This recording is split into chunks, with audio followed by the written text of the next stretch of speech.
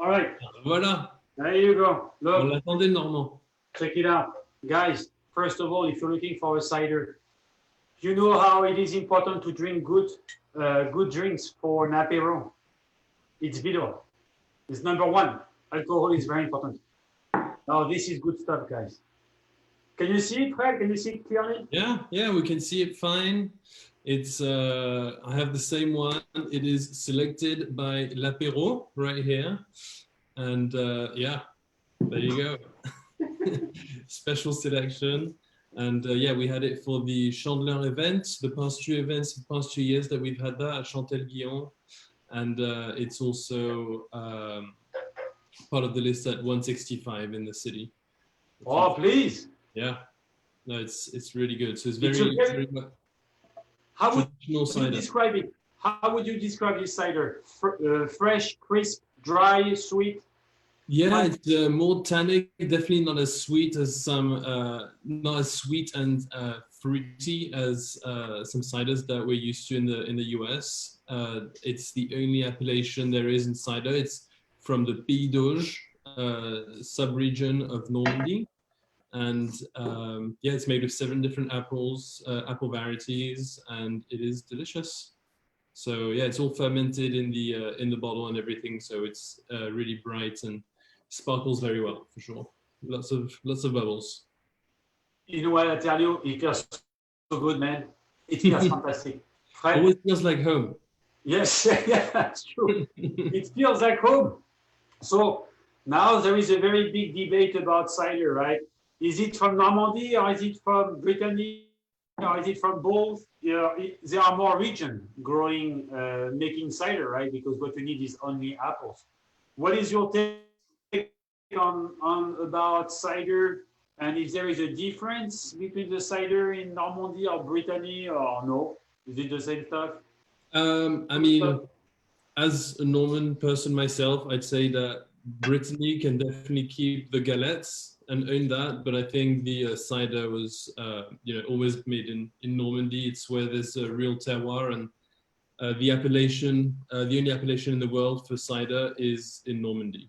So I'm doing this because I don't know if people know where you. Actually, we're going to talk about you, Fred, not about me. But we are from Normandy. Yes.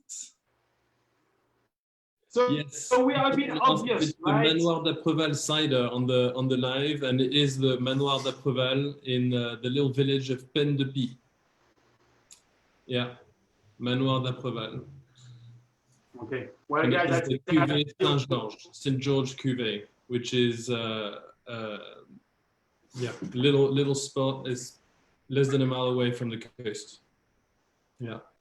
So, Fred, the alcohol is 5.5. Is that fairly common for a cider to be at 5.5? Can you tell us about the degree of alcohol there is in a cider usually? Is there? Yeah, it's typically in France. It's typically low. It's all 5.5 is definitely common. Around 5%, I'd say is what is the most common alcohol percentage for ciders. Yeah. There's no. So someone just typed on Facebook asking for the correct appellation. I'm just writing down the correct name on where to get it. I will put at Shop La Cave, which is where you could get this beautiful cider. That's where you can buy those. You sell it by cases of how do you sell it? Can people buy one bottle or that's a good question. You can buy just one bottle if you would like, and then obviously you can mix and match with others. It's free shipping on the website. It's lacavewines.com. There's I think it's $15, and then if you're obviously part of l'apéro, you just put the promo code l'apéro during checkout, and then you get I think 10% off for doing that, which is good. But yeah, $15 for the cider, and then you get the complimentary. The shipping is included in California as well, and obviously, add on any other wines that you have in. Well, I really want people to hear that, man. You're shipping for free. I mean, it's a big deal. You know those. You know how heavy is that? You know how big is that? This This costs a lot of money to ship. So, you know, it's a great deal. I mean, like you've been a great partner. If they are doing free shipping, okay? If you buy, don't buy a bottle. I mean, honestly, you know, I'm going to drink this by myself in half an hour, okay? This is like water, but better. No, honestly, if you buy cider, you don't want to buy one bottle. You're going to see a friend, you're going to see someone, you want to make a good present to someone, to your boss, to a coworker, to a neighbor. Well, you bring them this, right? You're not going to break the bank. It's a great product. It's refreshing. It is summer. You know, we are in July. This is the perfect product. It's easy to drink. It's sweet, not too sweet, but you know, on the sweeter side. Yeah, sweeter side. This is a great thing to do for cider. Is great for summer. So Lacave at Shop Lacave, where Fred is, and we're going to talk about you what you do. You can buy this fantastic, refreshing cider. Thank you again. Thank you. Cheers. Fred, I'm going to ask you a few questions about it because people don't know who you are. We've been talking, but they don't know. But first of all, I'm going to have a bit more. So,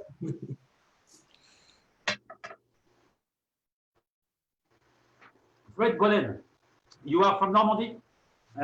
You studied back scientific in Lisieux, France, the fantastic city of Lisieux. Yeah. It's a nice city, beautiful cathedral. By the way, if you guys plan a trip in Normandy, well, you should pass by Lisieux, Lisieux. Lisieux has a fantastic, is it no, Basilique de Lisieux. Basilique of Lisieux. There's both, yeah. There's one basilique and two cathedrals, and it's Saint Teresa of Lisieux, to which the Virgin Mary appeared.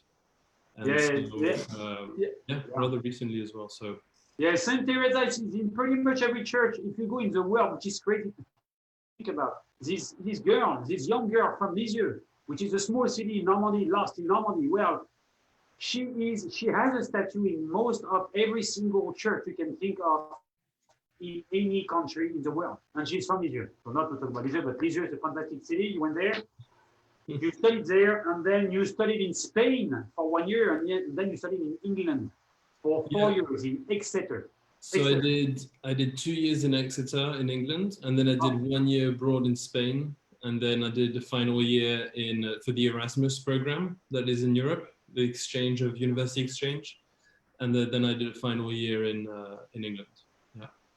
So my point was that you travel, you've been around, you use the Erasmus. Erasmus, for people who are not familiar with, is a student exchange program, international exchange program that is very, very popular in Europe.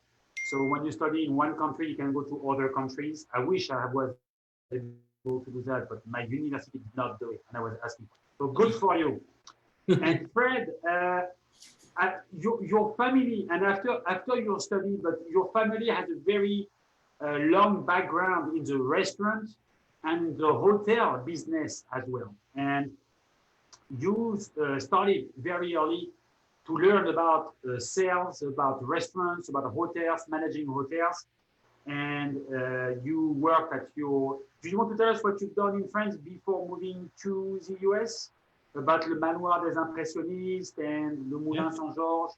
What's your experience in France, and how you got involved into the gastronomy industry?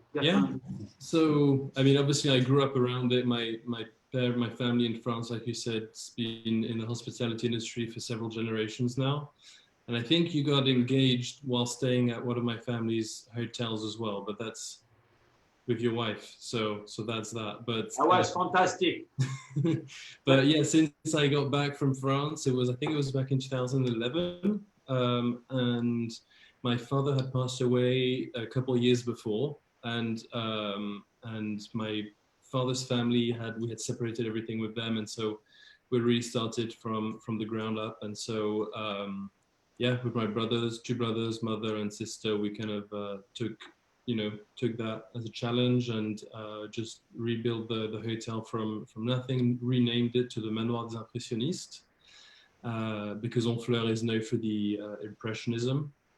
This is kind of where it started, with Monet, Boudin, and l'école l'école d'Honfleur is what it's known there.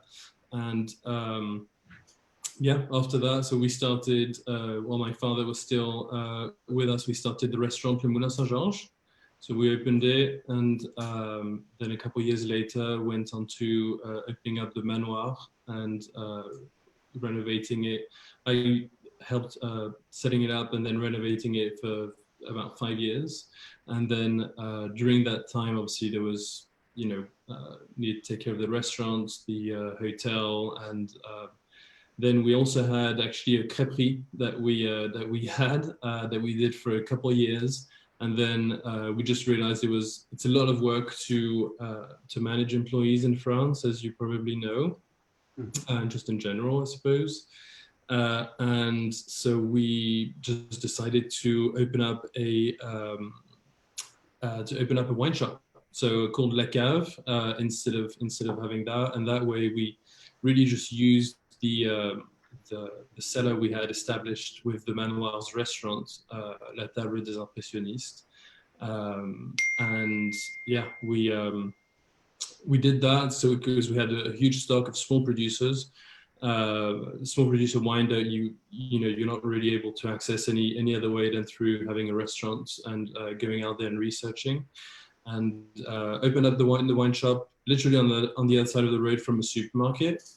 So really completely different wine than people are used to getting, and so that worked really well. So a couple of years down the line, I then moved to the United States. My wife's American. So you met your wife in Honfleur?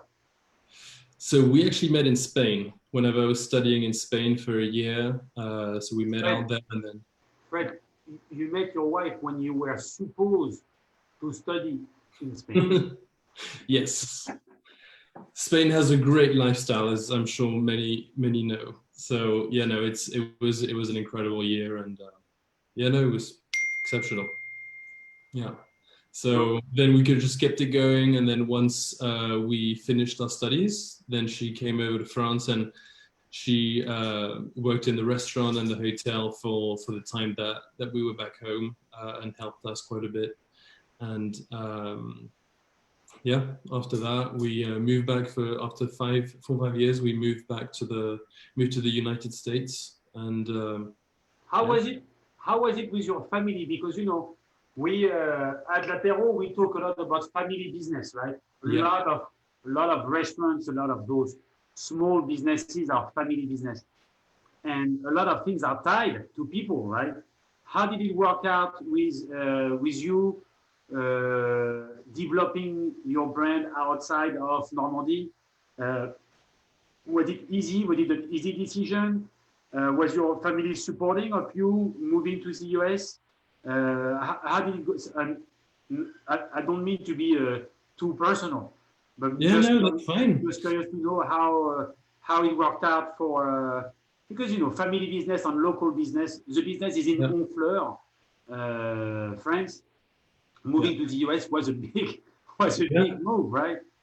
Can you tell us about that? I mean, honestly, we have 2 brothers and 2 passionate brothers and a mother as well, and everybody we're all working very well together, and it's just came to that time where it was we were going to have to make a big investment. So we redid the old ballroom of Honfleur and then transformed that into the restaurant that it is today, and that way we're able to host weddings and everything. So it was a big project, and so it kind of really just didn't make sense to have all of us kind of working there. It was time to bring other companies and for the company to grow to a different level. So other companies would be helping to develop the manoir basically, and and then obviously I had an American wife, so I just thought it's easy enough for me to just go to the US for a little bit for a change, and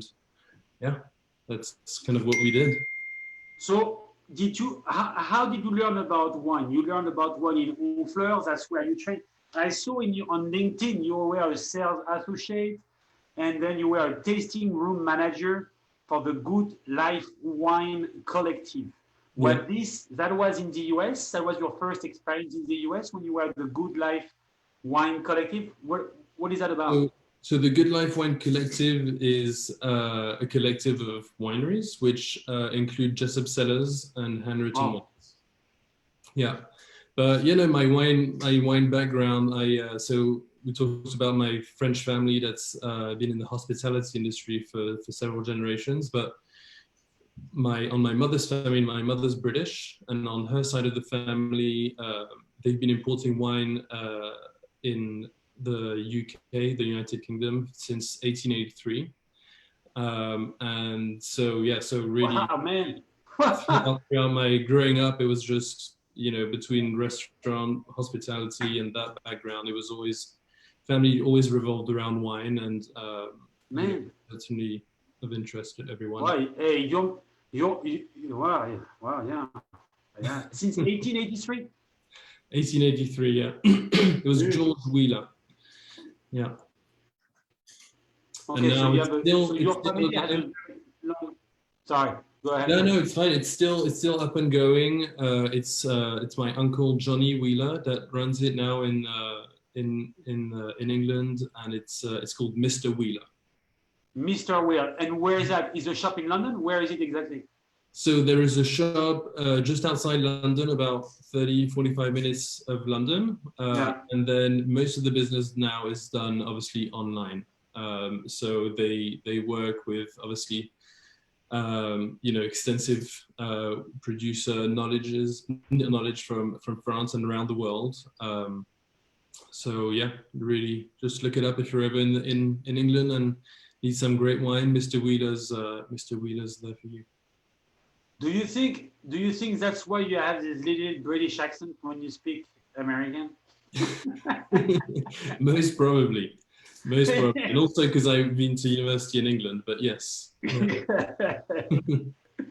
I had to tell you that, Fred. I'm like, why does he have such a little? And it's not very obvious. It's just once a while you have a tiny little of something. Like it's not just French. It's not just French. But in French, you have no accent. Yeah, no. It comes with your English. So when you moved to the US, what was your first impressions about the industry? Because you knew, I mean, you were born in the business. You were born in the hospitality business. I mean, you grew up with it. You were surrounded by it, right? So what was your first impression when you came to the US and how business was done? Or was there a difference in the way of approaching consumers? Or I don't know, what were your first thoughts when you came in and say, oh, wow, that's different than how we process? Yeah, I mean, it's very different than how we process. As you know, in France, a lot of wines are in the grocery stores, and there aren't that many individual independent wine shops. But in the US, and I guess it depends where in the US, but in the US, the main thing is that you have the 3-tier system. That means that you're either an importer, so it's since prohibition, so it's throughout the US and it's different for each state. But basically, it differentiates between the importer, the producer of the wine or spirit, and then the distributor that's going to do all the logistics, and then the final retailer or restaurant, if you want, that has contact with the consumer.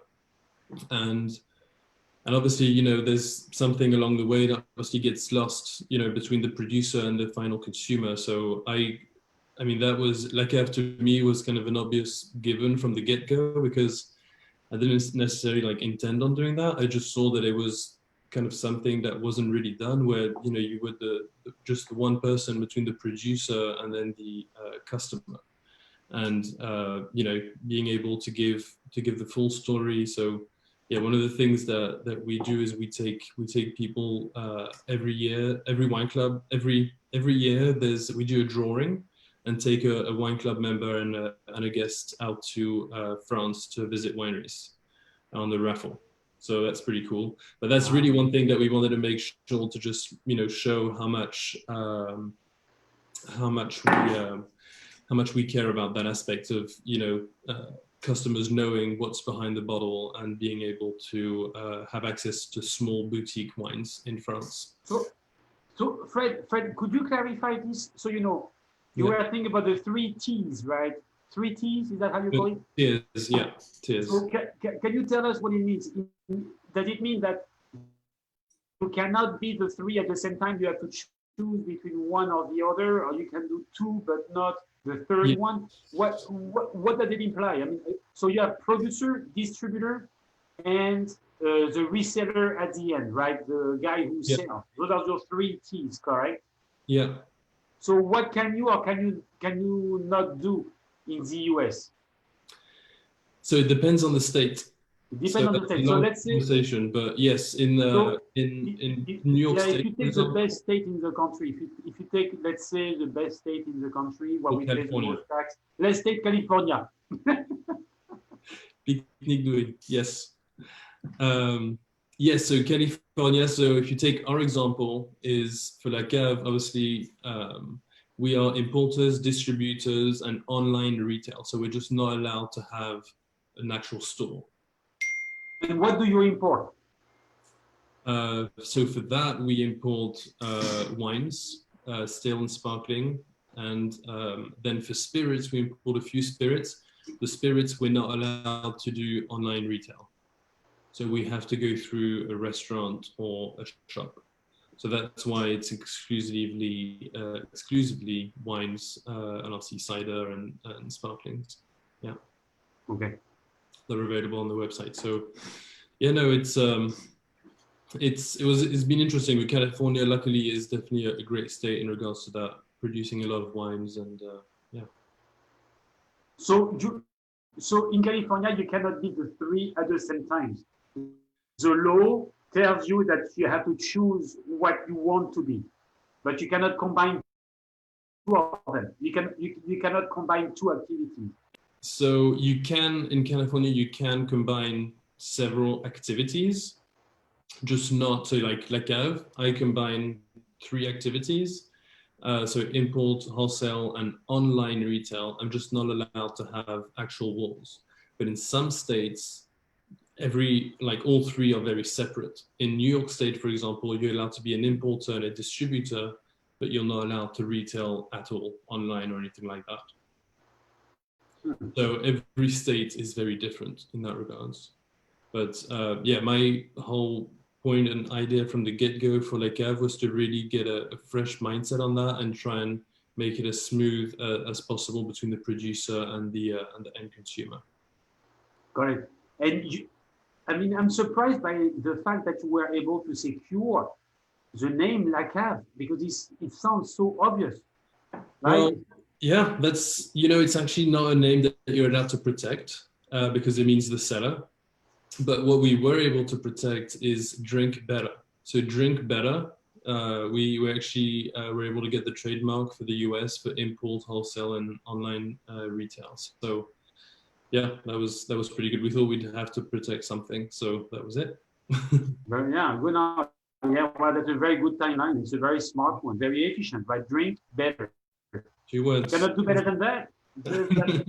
Congrats. So yeah. How did you came up with that? How drink better came around? Did you had a few glasses of sparkling water and that came to you? Yeah, had a couple ciders. Yeah, no, it's really just about La Cave and what we're about. We just want people to be able to drink better, meaning in different ways. So drink better wine in general, just better quality, and at a better price, and in a better way as well. So better price because with one person between the 2, and there's not 3 tiers that are there getting their own margins. And then through our wine clubs, we actually curate each club. And so, wine club members get a different set of wines, and they actually get to discover all the French regions in wine. And the wine's going to be great regardless because we've curated it for them. But it's just a discovery of something that's new. So, and obviously they're always able to change their wines if they would like. They know that they'd like a certain one. But yeah, we thought that was really the key idea, was to have people discover the wine, and then we tell the stories behind the producers as well, so they have the full story that go with that. Yeah. So you import wines, but you import wines from all around France, correct? Yeah. Got it. You don't have a specific region that you import from? No, not really. There's just a couple regions that we will in the future that we will import wine from in the future, but so like in the Jura, Savoie, or the Alsace region, for example, we don't have wines from there yet, or yeah, and that's pretty much it. Everywhere else we have wines from. We have at least a couple of producers from each region. So, Burgundy, the Rhone region, the Languedoc, Provence, the Loire region. As you know, my aunt's family has been making champagne for several generations, so we actually import that champagne. That is delicious. But yeah, we're 3 producers in the Loire region because it's quite long and there's a lot of different terroirs to cover. So we have one closer to the sea, one really in the middle of the Saumur, and then the Sancerre region. So those are the 3. So yeah, we're trying to have a good panel of wines that really do a great job at representing Napa Valley. If people want to order your If people want to be a member of your wine club, they can go on your website. And can you remind us the name of your website? Yeah, it's La Cave Wine. So LACAVE WINES.com. LaCaveWines.com. Yeah. And they can find you on Facebook at Shop La Cave. That's where they're going to find you. Exactly. I've been a member for the last year with Fred, and I have to tell you guys that I really, really enjoy his wine. I don't have to wonder when I'm going to order. I know what's coming up every month. Sometimes Fred suggests new wines to add or to mix up with what I usually get, and it's very practical. With the COVID happening, we tend to drink a bit more, a lot more than we used to. I think at home, at least on our side, after a long day, we like to share a glass of wine, 2 glasses of wine, and then we realize that we actually drink a lot more at home than we used to. So my bottle goes pretty quickly, but thanks to Fred, when it's about time to order new wine, I receive an email saying, "Hey, in a week from now, we are shipping the box out to you," and so you have a very good system in place. It's very nice. The products are great. I was actually very happy to launch with Germain from Amélie Wine Bar, a wine club there. So anybody that lives in the city, obviously with everything going on right now, what we do is we put together a little 4-pack, so 4 bottles, and it's once a month, and it's 4 bottles for $65. So really reasonable, and it's a wholesale pricing. And since we don't pay for shipping, we put some nicer wines there, and you can just pick it up at Amélie Wine Bar anytime, and at the same time, just go and enjoy a nice evening with the team there. So, yeah. Okay, when you say people can go and pick it up, is there a special day where people can go to Amélie Wine Bar to pick up those? So obviously you need to be a member, and then what we do is you still have the opportunity to skip shipments, etc., if you would like, or add wines or replace wines or whatever. So a few days, if you join up to a few days before, it's the first Thursday of the month typically.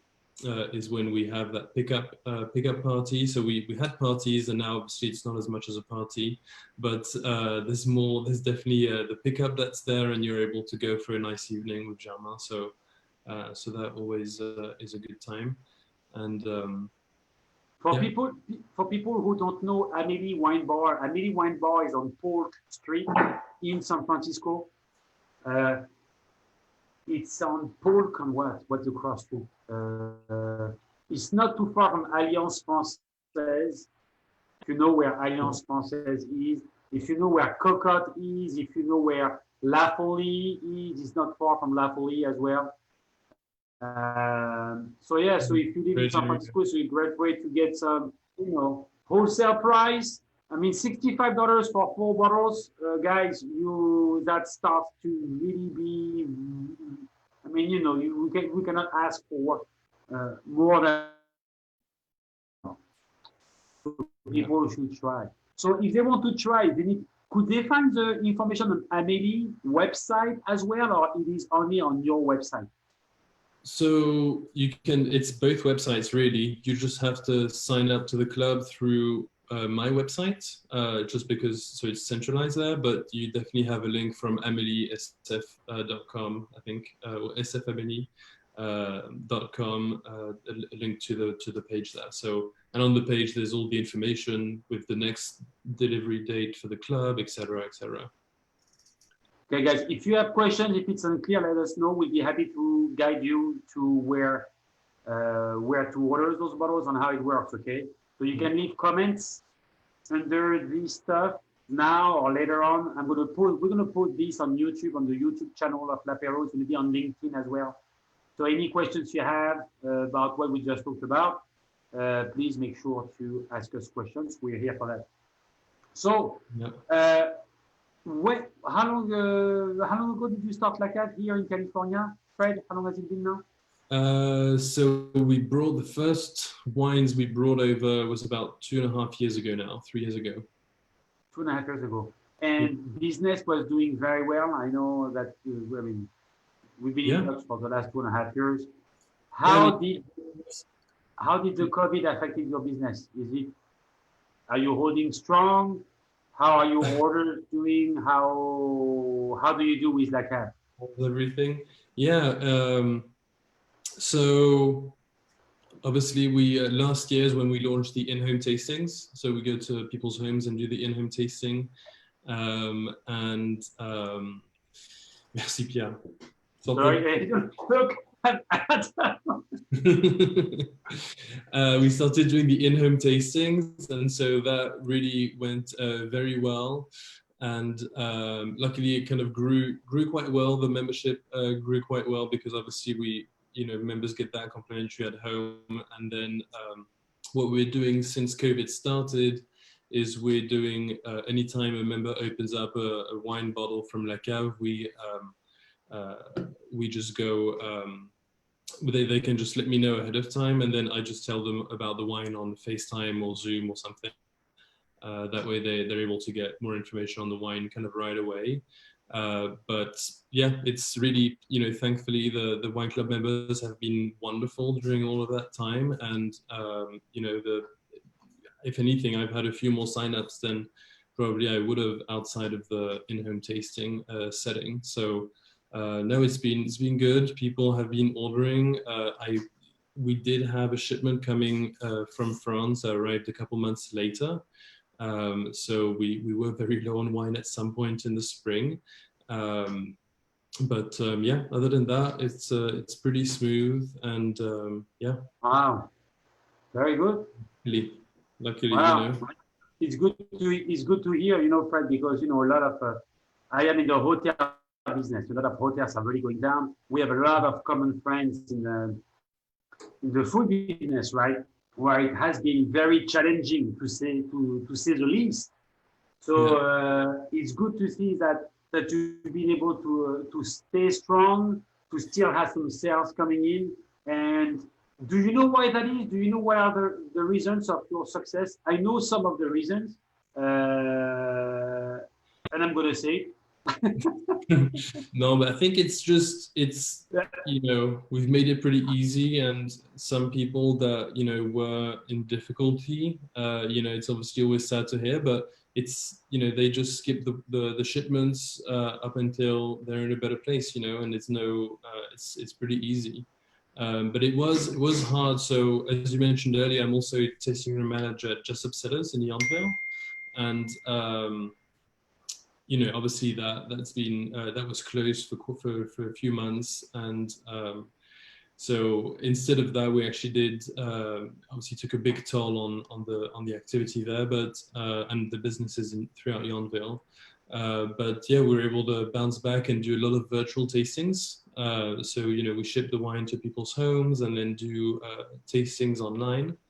And yeah, that's kind of what, definitely we didn't do as many tastings as we would have had otherwise, but it's better than not doing anything at all. And yeah, Well, now I we're think, back and forth with opening the tasting room again and then outside only. So yeah, it's been a little bit of a roller coaster, but overall, I think wineries that are willing are able to keep the doors open.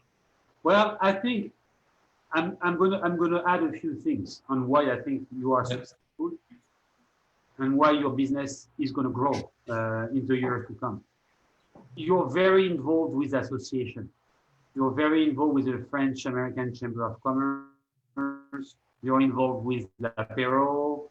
You're involved with the Chamber of Commerce of Yonville, where we see each other quite sometimes. I mean, you're really trying to get out there, and not only you're there, you work for those associations, you support those associations, you make sure that when they have an event, you're there personally. You help out with the product as well, with your program, with your product. And I think that talks about you and your commitment to the success of your companies, because you give a lot of time and energy to make it a success. So I think that people recognize this and they really appreciate of you working on those communities, which is a term we don't really use in France so much, but which is key here in the US. And one more thing, I think that makes you very successful, you have very good product, you don't take people for stupid, and you don't overcharge. And people are able to recognize this as well. You're not fooling around. You're working on a great selection of product, and behind this, you're very good on prices. So if you guys have not tried La Cave, you should really give it a shot. Try once. Try any of their product, from the cider that I'm going to finish by myself, where my wife, my lovely wife who is watching, is going to tell me, what about the cider? There is no more left, because she wants some of this cider. And I have only one bottle. I'm not in San Francisco right now, but I took that bottle with me in my luggage. Merci, commitment. I'm not even joking. That's commitment. That's commitment. And you see, it's going down. So I think that's why you are successful. And well, very much.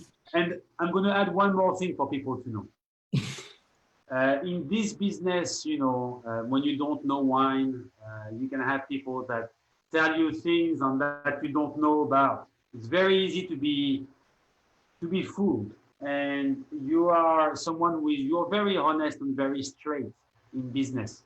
You are very down to earth, and you're a very fair person.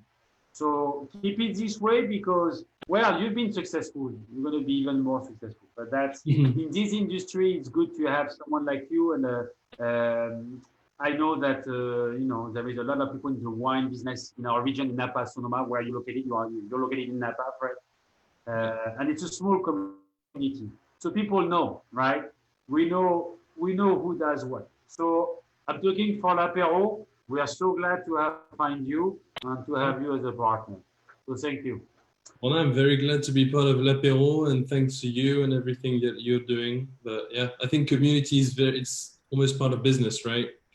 You have to sometimes, instead of being focused on just business, it's important to know where you're evolving, and being part of the community is, business is part of the community, so you can't, you have to be a part of it's funny socially as well. When I moved here 20 years ago, people were telling me about community, and I was like, what do you mean community? Yeah. I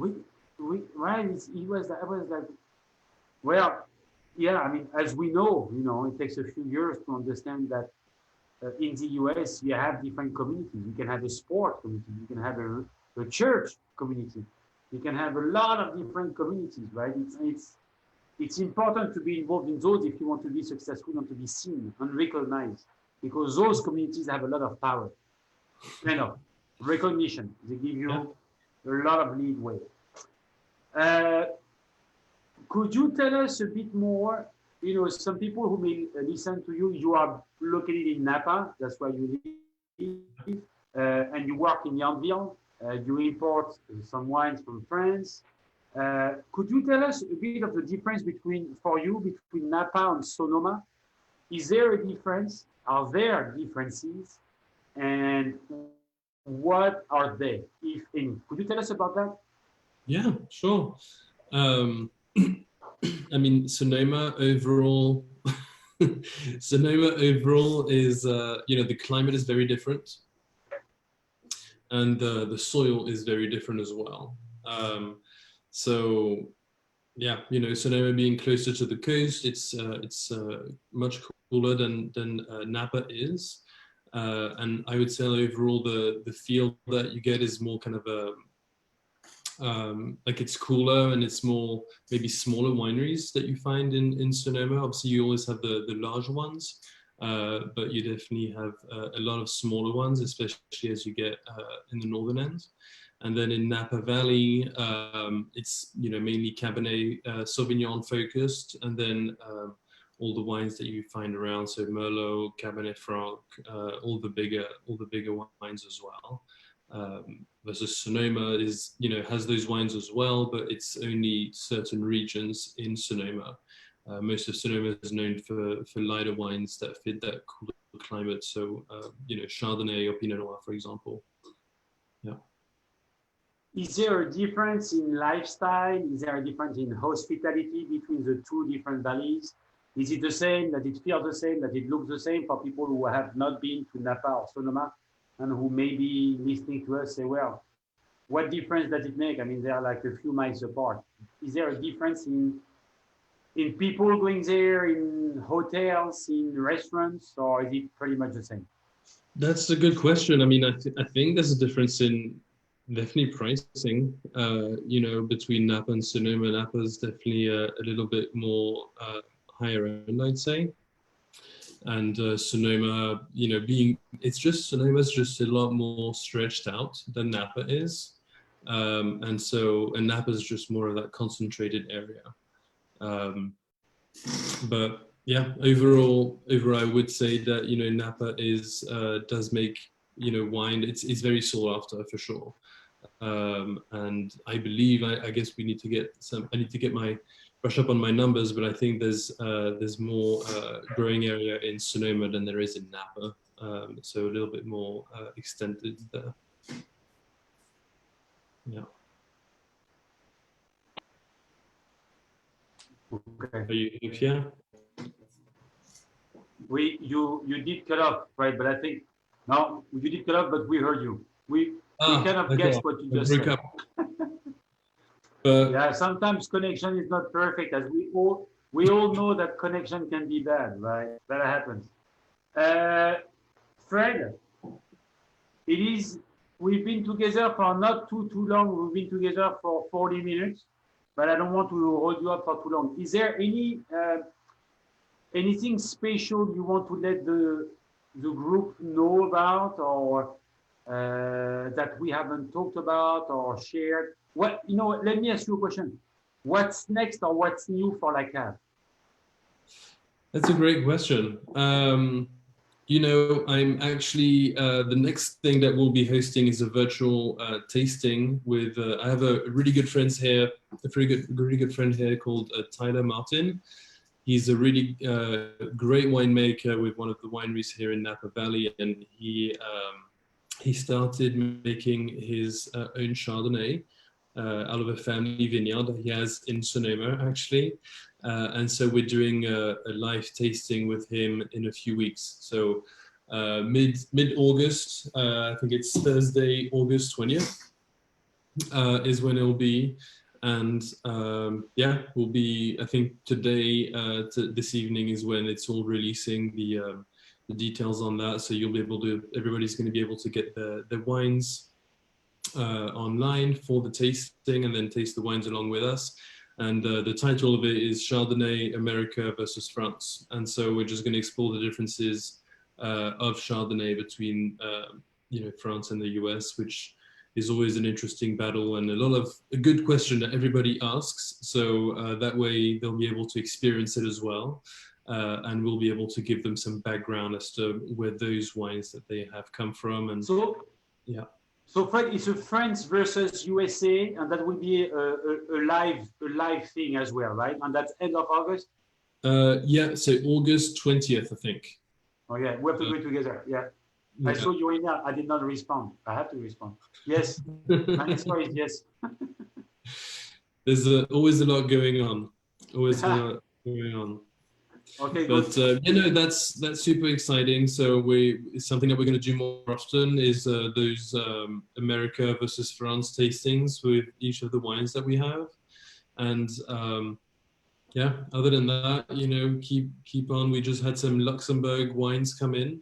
So a very small appellation in Moselle, in Luxembourg. So we have a sparkling from Luxembourg, a Riesling, and then a grape called Saint Laurent. So exploring a little bit outside of France as well for those really tiny, small producers, very exclusive wines. So it's very interesting to get to try these incredible wines that you wouldn't find, in your typical store. So it's always interesting to share those. Yeah. You see that our friend Jérôme Ribeiro, Jérôme, you're with us. Thank you, my friend. Jérôme just said that he will come and see you very soon. Our friend Jérôme does sidecar tours, which are a fantastic way to discover the city and Napa Valley as well. It's a real sidecar, and he goes to Napa. He wants to do a La Cave sidecar tour, Fred. Let's do it, Jérôme. We'll do a La Cave picnic in the middle of the trip. That will be a very good one. Because, on the sidecar, you don't have a group of people, right?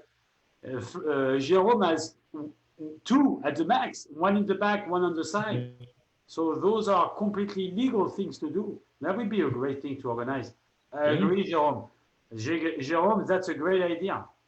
Great idea. Yeah. Hey, Jérôme only has great ideas anyway. That's the way he is. Jérôme is a man of many talents, by the way. Many talents. I think he did a great trip all the way up to the north of the coast here, north of the west coast recently. Fantastic. Well, hey Fred, is there anything you want to share with the group before we leave? Something we have not talked about that you wanted to... I think the main thing for everybody, but everybody knows already, is keep supporting everybody that you love in the city. I know, Germain at Amélie Wine Bar and 165 as well. They have great pastries. And yeah, lots of others that with l'apéro, you just go, from one to the other and so from one to the next. So I think just keep on supporting those businesses. And yeah, if you ever have any questions about wine, definitely let me know. My emails, you can just feel free to email La Cave at any time or just on Facebook as well, just through Messenger. Happy to answer any questions about wines that you have. But yeah, looking forward. Hopefully in a few months we can get back to in-person aperitifs in the city with you, Pierre. And yeah, we'll see what that looks like. Hey, Fred, I have a question for you. Yes. Could you do in-home wine tasting if the wine tasting is happening outdoor and if the limit of people is 10 or 12 people? Could you still do that, or you cannot do that? That is not something you can, or that the regulation does not allow you to do? Yes. Yeah, I think at this point in time, because obviously I had in-home tasting scheduled for this year, and at this point in time, we've moved them to September. So end of August, September right now. So we will see what happens then. But yeah, we definitely want to make sure, to aim on the cautious side. And got it. There's no point of taking any risk. I always offer alternatives where, it's complimentary shipping. And if, friends want to get together, they can each send the wine that they would like, to their friends, and then we can do a virtual tasting like this.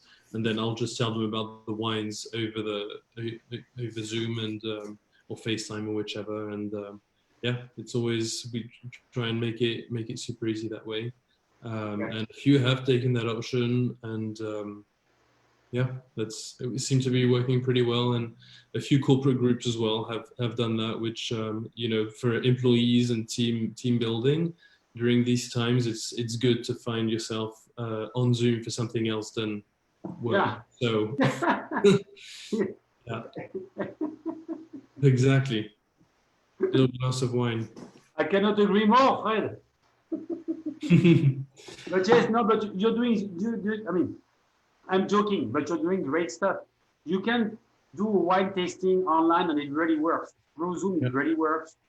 And well, when everything goes back to normal or back to semi-normal, the in-home tasting you're doing is fantastic. You come to someone's house and you talk about wine, you bring cheese and charcuterie, and everybody has a fantastic time. So, it would be a great thing, after this crazy motherfucker crazy time we are having right now, to be with your friends. You bring 7 or 8 friends home. Fred comes and talks about the wine and explain what it is. It's a fun time. It's a fantastic way to reconnect again. So you should put La Cave on your list of things to do when things go back to normal, and to do that in-home wine testing. Fred, I want to thank you for your time and your patience with me today. I want to apologize to everybody for being late. We were late because of me and because of my lovely surface, who gave me some very hard time. So I am actually talking to you guys, not seeing myself right now. I'm just looking at a black dot on the computer. I don't even see you, Fred. So that's fantastic. You're looking great. You're looking great. Technology, you look great this entire time. Well, you have to do what you have to do, and it is the way it is. But thank you for your patience, Fred. Thank you for your patience, everybody. Sorry for being late today. We were supposed to start at 5, and we started at 5:15, and it's all on me.